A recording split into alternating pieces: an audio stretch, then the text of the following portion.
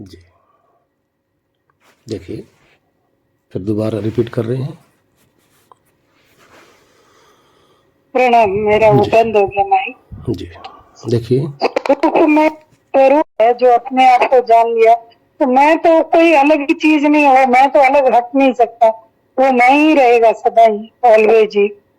मैं तत्व जो है, मुंह से नहीं बोल के तत्व रूप में जो मैं चेतन है अंदर, जानने वाला कहो या बोध करने वाला, जहाँ से अपना बोध हो रहा है स्वयं का होने का, या जो स्वरूप से ही तो सब कुछ जान रहे हैं ना हम, तो उसका जो बोध हो गया, उस बोध में दो स्थितियां बनती है। एक है हम मेडिटेशन में बैठते तो हम वहीं पर पूरे टिक के रह जाते हैं, हाँ, तो वो समाधि की स्थिति है। या जैसे बोध, तो वो जो एक बार बोध, आंख खुल गई बोध की, तो फिर उसको तो होने का तो कोई उपाय नहीं है। मैंने तो जान लिया कि मैं ये हूं, तो मैं वो ही हूँ। अब तो मैं कभी संतोष तो नहीं हो सकती, संतोष तो नाम रूप धारी ही है, बाहर से दिया गया नाम है। ये शरीर मन बुद्धि सब जुड़ करके, चेतना सारा अपना सब जुड़ करके एक संतोष नाम संसार चलाने के लिए ठीक है दिया गया है। पर जी जो अपना स्वरूप है, एक बार जो चेतनता की आंख खुल गई, वो तो उस स्थिति का ध्यान करो तो दूसरी बात है, पर वो स्थिति में रहते हुए ही हम बाहर आके संसार का भी काम करते हैं। वही ये चलो मतलब इसके दो स्वरूप हो चलो, अब जाते हैं सुनो, ना, एक अब समाधि सुनो, अब वाला। सुनिए। जब आप देखिए, ध्यान रखना, समाधि क्या है पहले इसको समझो। समाधि के पर शुरू से बता देते हैं। यम नियम आसन प्राणायाम प्रत्याहार धारणा ध्यान और समाधि। आपने सीढ़ी पे चढ़ना है तो ये 8 प्रकार के सीढ़ी के जो डंडे होते हैं ना, पैड़ी, पैड़ी क्या बोलते हो, ये 8 पैड़ी है। लेकिन ये मंजिल नहीं है, समाधि मंजिल नहीं है, पैड़ी है। मंजिल आपकी छत है। तो समाधि के बाद में जो होता है वहां आपने पहुंचना है, ना कि समाधि में पहुंचना है। विस्तार से फिर किसी दिन बताएंगे। समाधि का अर्थ हुआ जिस बुद्धि के द्वारा, धी कहते हैं बुद्धि को,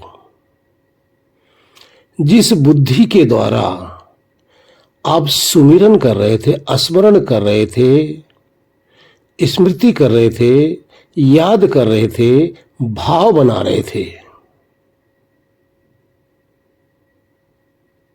वो बुद्धि थी।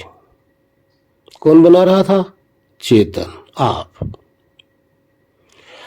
अब ये जब भाव बनाने वाली जो साधन आपका जब खत्म हो गया, जहां तक आप भाव बना रहे थे, इसको कहते हैं बोध। बोध का अर्थ बुद्धि के द्वारा आपको महसूस हो रहा था, ये बुद्धि के द्वारा महसूस हो रहा है।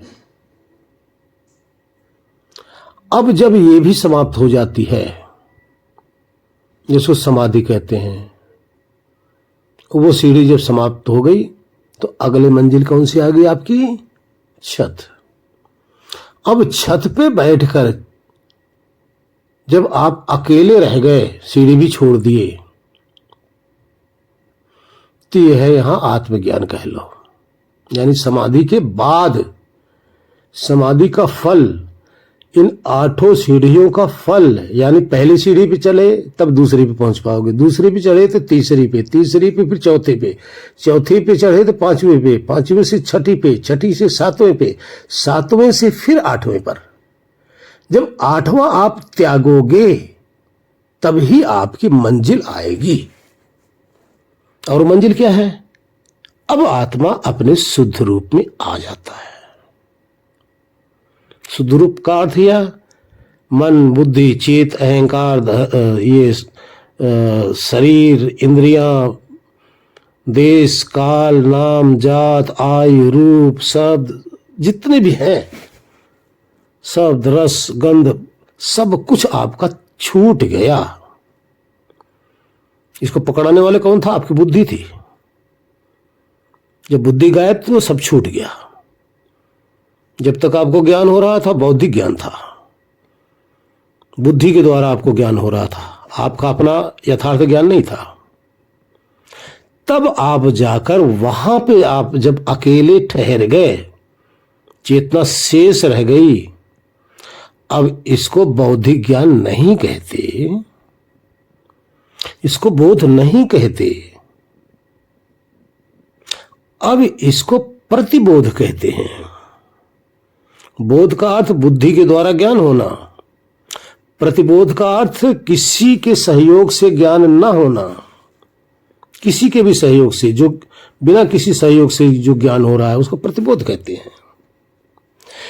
दूसरे उसमें कह लो, जो बुद्धि के द्वारा, इंद्रियों के द्वारा जो भी ज्ञान होता है उसको परोक्ष ज्ञान कहते हैं। व्याकरण भी थोड़ा सा समझ लो, उसको परोक्ष ज्ञान कहते हैं। और जो बिना किसी के द्वारा आत्मा स्वयं अपने ही सत्ता से, अपने स्वरूप से जो जानकारी हासिल करता है, इसको अपरोक्ष ज्ञान कहते हैं। क्योंकि ज्ञान तो आप ही है। अब वहां जो ज्ञान हो रहा है वहां आपका यथार्थ ज्ञान है, वहां आप सही अनुभव कर रहे हो। वहां न प्रकृति है न द्वैत है, कुछ नहीं है। वो आपका ज्ञान शुद्ध है। वो जो ज्ञान है वहां से जब करके आते हो ना, वहां से जब उठते हो तो अब आपके साथ लग जाती क्या? बुद्धि। जैसे वहां से हटे आपके संग लगी बुद्धि। अब आप इस बुद्धि के द्वारा जो बोल रहे हो वो ज्ञान नहीं है, ध्यान रखना, वो ज्ञान नहीं है। आप वहां का अनुभव बोल रहे हो, वहां का अनुभव, क्योंकि वहां आपने अनुभव, वहां चख आए हो ना, वहां का रस आप चख के तो निकले हो। वो चखा हुआ तो ज्ञान आत्मा का है, लेकिन जिससे बोल रहे हो ये बुद्धि है। अब वो ज्ञान और इस ज्ञान में क्या फर्क है? जमीन और आसमान का फर्क है। क्योंकि यहां जो भी आप अगर जैसे बैठे हो अपना भाव बना रहे हो, यहां मिश्रित ज्ञान है, ध्यान रखना, मिश्रित ज्ञान है। शुद्ध आत्मा का ज्ञान नहीं है और शुद्ध प्रकृति का भी नहीं है, मिश्रित ज्ञान है। अगर आप कह दो कि बस हमने जो जान लिया, जानना था जान लिया, वहां जान लिए ना, यहां तो आपकी वो अवस्था नहीं बन रही है ना। यहां तो आप प्रकृति के संग लगे हो, आप संग दोष में लगे हो ना। तो वहां जाओगे तो वो आपका शुद्ध होगा। यहां आकर उसका बखान करते हो, स्मृति करते हो, ध्यान रखो।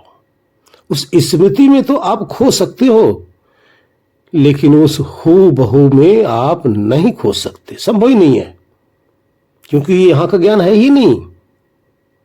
आपने कह दिया कि एक बार हमने जान लिया तो जान लिया, नहीं भाई, वहां जान लिया ना। यहां आप जो प्रकट कर रहे हो बुद्धि के द्वारा बौद्धिक ज्ञान प्रकट कर रहे हो। इसलिए अगर आप दोबारा उसी स्थिति में जाते हैं तब आपकी वो स्थिति है। अगर आप उस स्थिति में रहते हो तो आप दूसरे का ज्ञान कर ही नहीं सकते हो। यहां तो आप कह रहे हो कि हमने जान लिया, आत्मज्ञान हो गया। आत्मज्ञान हो गया तो फिर दूसरे में कैसे कर सकते हो? कैसे फंस सकते हो? दूसरे में फंसे हो ना। अब आत्मज्ञान भूले हो, आत्मज्ञान बिसर गए हो, तभी तो दूसरे में घुस गए हो। ये प्रमाण है।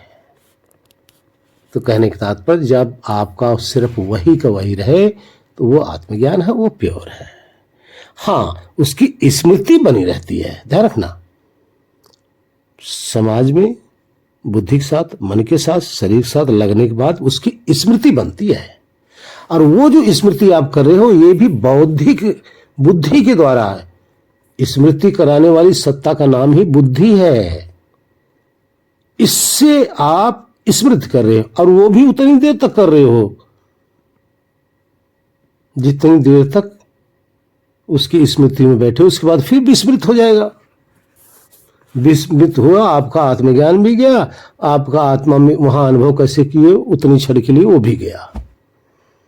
इस समय आप प्रकृति संपर्क में आ गए हैं, इसलिए वहां का ज्ञान वहां है, स्मृति में बन जाता है। स्मृति से हमें लगता है कि हाँ जी हमने आत्मज्ञान कर लिया। लेकिन यहां जब आप कह रहे हो हमने कर लिया, हमने जान लिया, तो ये स्मृति है, ये स्मृति है, आत्मज्ञान नहीं है। आत्मज्ञान की स्मृति है। जब वहां ठहर जाओगे तो ये स्मृति भी नहीं रहेगी। हरिओम। यहां आत्मा की, परमात्मा की, प्रकृति की पीएचडी चल रही है। अब हम लोग पीएचडी कर रहे हैं सबकी, और प्रैक्टिकल करके। आत्मज्ञान जो है वाणी का विषय नहीं, हम आपको दिखा नहीं सकते,